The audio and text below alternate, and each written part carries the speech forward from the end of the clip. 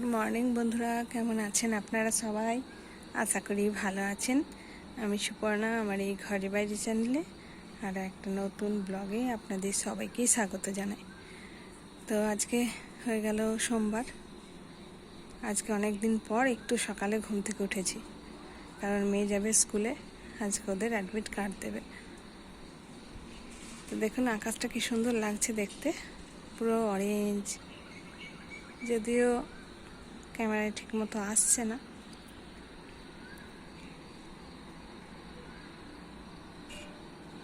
বাইরের ওয়েদারটা এরকম একটু একটু ঠান্ডা ঠান্ডা আছে, তবে কুয়াশা পড়েনি। আকাশ একেবারে পরিষ্কার।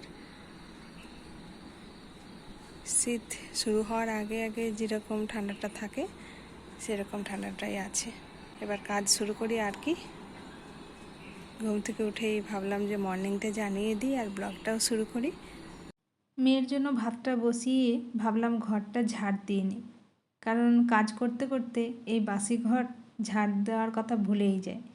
তো চাও এখনও খাইনি, ভাবলাম আগে বাসি ঘরটা ঝাড় দিয়ে নিই, দরজায় জল দিয়ে দিই, তারপরে চা খাবো।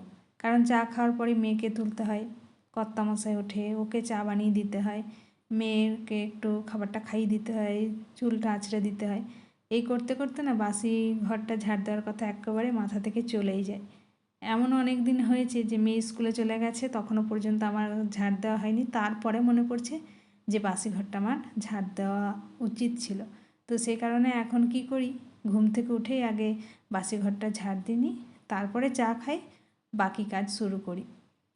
এখন মোছা হয় না, কারণ এত তাড়াহুড়োর মধ্যে আমার মোছাও হয় না। আর ঘর মুছলেই আমার মনে হয় যেন স্নানটা করে নিই। আর এত কাজ তো এই সকালবেলা হয়ে ওঠে না, ঘর ঝাড় দেওয়া, মোছা, স্নান করা, তারপরে আবার স্নান করলে পুজো করতে হয়, পুজো করার পর রান্না করা, অনেকটাই দেরি হয়ে যায়। তো সেই কারণে হয়ে ওঠে না। ভাবি আগে রান্নাবান্নাগুলো কমপ্লিট করে নিই, তারপরেই বাসি ঘরের কাজ করব, পুজো করব, স্নান করব, তারপরে সব হবে। কারণ শুধু তো স্নান করলে হয় না, প্রত্যেক দিন তো অনেক অনেক কাচারও থাকে, তো সেই দেরি হয়েই যায়। তো যাই হোক, গল্প করতে করতে আমার ঘরটা ঝাড় দেওয়া হয়ে গেল। এবার চাটা খেয়ে নিই, ঠান্ডা ঠান্ডা লাগছে একটু। আমার শীতের জামা কাপড় মোটামুটি সবই তুলে দিয়েছি, শুধুমাত্র কর্তামশাইগুলো আছে আর মেয়েরগুলো, কারণ ওরা সকাল সন্ধ্যে বাইরে যায়, ওদের তো একটু লাগে। আর আজকেও তো আমি অনেক ভোরবেলায় ঘুমিয়েছিলাম, তখন আমারও মনে হচ্ছিলো গায়ে কিছু চাপা দিলে ভালো হতো। তো যাই হোক, কাজ করতে করতে আর অতটা ঠান্ডা লাগেনি, গায়ে সয়ে গেল ঠান্ডাটা। তো এদিকে আমার চাটাও রেডি হয়ে গেল, এবার একটু চাটা খেয়ে নিই, চা খেতে খেতে বাকি কাজগুলো সেরে নিই। যদিও আজকে মেয়ের জন্য টিফিন বানানো নেই, কারণ মেয়ের স্কুল তো 12টায় ছুটি হয়ে যাবে, আর 12টায় ছুটি হয়ে গেলে টিফিন খাওয়ার একদম সময় পায় না। টিফিন বানিয়ে দেওয়াকে দেওয়াই হয়, সেই বাড়ি ফিরিয়ে নিয়ে আসে। তো সে কারণে কালকে ওর বাবাকে বলেছিলাম একটুখানি কেক আর বিস্কিট এনে দিও, ওইগুলোই টিফিনে দেবো। তো রান্নাটা শুরু করে দেবো, যেহেতু এখন হাতে সময় আছে আর মেয়েকে আনতে যেতে হবে একটু তাড়াতাড়ি করে।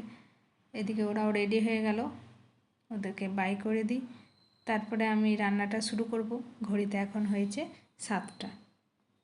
ঘুম থেকে উঠে যখন আকাশটা দেখিয়েছিলাম তখন একরকম ছিল, এখন একরকম। তখন তো সূর্য মামা ওঠেনি, এখন সূর্য মামা উঠে গেছে, চারিদিকে আলোয় আলোকিত হয়ে গেছে, স্ট্রিট লাইটগুলো বন্ধ করে দিয়েছে। তো সকালবেলা যেমন সবার কাজের চাপ থাকে, বিকেলবেলা কাজের চাপটা তো অনেকটাই কম থাকে। বিকেল হওয়ার সাথে সাথে সবাই যে যা নিজের বাড়িতে মনে হয় যেন একটু রিল্যাক্স হয়ে কতক্ষণে ঘুমোবো। আর সকাল হওয়ার সাথে সাথেই সবাই যে যার নিজের কাজে লেগে যায়। যেমন নিচে এই যে সবাই কাজ করছে, কেউ ইট নামাচ্ছে, কেউ ভ্যান নিয়ে ওয়েট করে আছে মাল নিয়ে যাবে বলে, আর আমি ওয়েট করে আছি মেয়ে বড় রাস্তার ওপর দিয়ে যখন যাবে বাই করব। এদিকে বারান্দায় দাঁড়িয়ে আছি আর আম গাছটার দিকে তাকিয়ে ভাবছি যে আম গাছের পাতাগুলোর কতই না কষ্ট, কতই না মাথার মধ্যে ভার বহন করে বসে থাকতে হচ্ছে।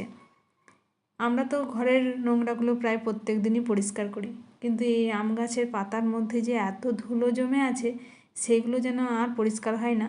যতদিন না বৃষ্টি হবে আর পরিষ্কারও হবে না। তো খুবই খারাপ লাগে, মনে হয় যেন উপর থেকে জল ঢেলে দিই, কিন্তু জল ঢাললে তো আর হবে না। যাই হোক, গল্প গুজব আড্ডা অনেক হলে এবার রান্নায় ফিরে আসা যাক। তো মেয়ে থাকতে থাকতে ডালটা বসিয়ে দিয়েছিলাম, আর এদিকে ডালটাও হয়ে গেছে, ভাতের জলটাও বসিয়েছিলাম, সেটা গরম হয়ে গেছে। তো ভাবলাম চালটা ফেলে দিই।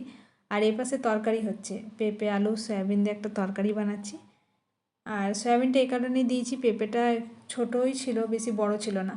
আর পেঁপেটা অনেক দিনের হয়ে গেছিলো, ফ্রিজের মধ্যে ছিল। তো মেয়ে তো আবার পেঁপেটা অত পছন্দ করে না, ভাবলাম যদি পেঁপে না খায় ওকে সয়াবিন আর আলুগুলো দেবো। আর ওকে আর কি বলবো, সয়াবিনটা খেতে আমারও বেশ ভালো লাগে, ওই জন্য যে কোনো রান্নাতেই আমি একটুখানি সয়াবিন দিয়ে দিই। তো তরকারিটা হয়ে গেল, আর দেখা যাক কী করি। ডাল হয়েছে, কিছু একটা ভেজে দেব, এখনও পর্যন্ত ঠিক করিনি। তো একটু তাড়াহুড়ো করছি, কারণ মেয়েকে তো আবার আনতে যেতে হবে। তার আগে তো মোটামুটি সব কাজগুলোই কমপ্লিট করতে হবে। স্নান আছে, পুজো আছে, টিফিন করা আছে, জামা কাপড় ধোয়াধুয়ি আছে। তো চলুন কাজগুলো গুছিয়ে নিই। এখন ঘড়িতে হয়ে গেছে 11:30। তো যাই, বাড়ির সব কাজ তো মোটামুটি কমপ্লিট হয়ে গেছে। এসে এবার শুধু খাওয়া দাওয়া করবো। লাইটটাই বন্ধ করতে ভুলে গেছি।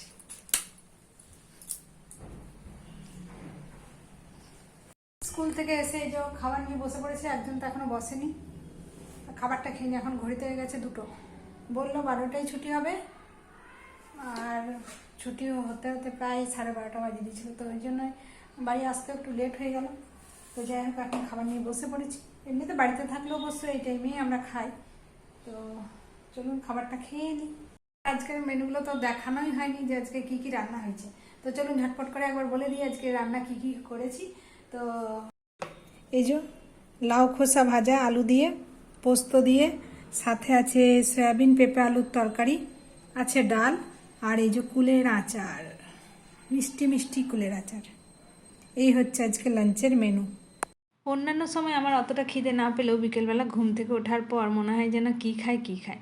তো আজকেও তাই হয়েছিল। দুপুরবেলা একটা লম্বা ঘুম দিয়ে ওঠার পর ভাবছিলাম কি খাবো। তো ভাবলাম ফ্রিজের মধ্যে অনেকগুলো মটরশুঁটি আছে, যেগুলো তো গতি করতে হবে, কারণ মটরশুঁটিগুলো নষ্ট হয়ে যাচ্ছে। ভাবলাম গরম গরম কচুরি বানিয়ে নিই, এখন ঠান্ডাটা একটু আছে, এরপরে তো আর খেতে ইচ্ছে করবে না। তো মোটামুটি সন্ধে দেওয়ার আগে জোগাড়টা করে রেখেছিলাম, ময়দাটাও মেখে রেখেছিলাম, আর এদিকে কচুরির পুরটাকেও ভেজে রেখেছিলাম। সন্ধে দেওয়ার পর গরম গরম কচুরিগুলো ভেজে নিলাম। আর ভেজে নিয়ে মেয়েকে বললাম খেলে খা, নইলে কিন্তু আমি শুরু করে দিচ্ছি। মেয়েও আমার কথা শুনে ছুটে এসেছে। তা আমি আর মেয়ে দুজনে মিলে খাচ্ছি। কর্তামশাই তো এখনও অফিস থেকে ফেরেনি, ও ফিরলে ওকে গরম গরম ভেজে দেবো।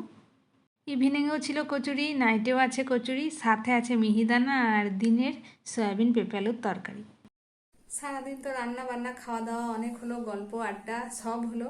তো এখন সময় হয়ে গেছে ভিডিওটা এন্ড করার। আজকের মতো ব্লগটা এই পর্যন্তই রাখছি। আজকের এই ভিডিওটা আপনাদের কেমন লাগলো কমেন্টে জানাবেন, আর ভালো লেগে থাকলে একটা লাইক করবেন, আর আমার নতুন বন্ধুরা চ্যানেলটাকে সাবস্ক্রাইব করে দিয়ে আমার পাশে থাকবেন।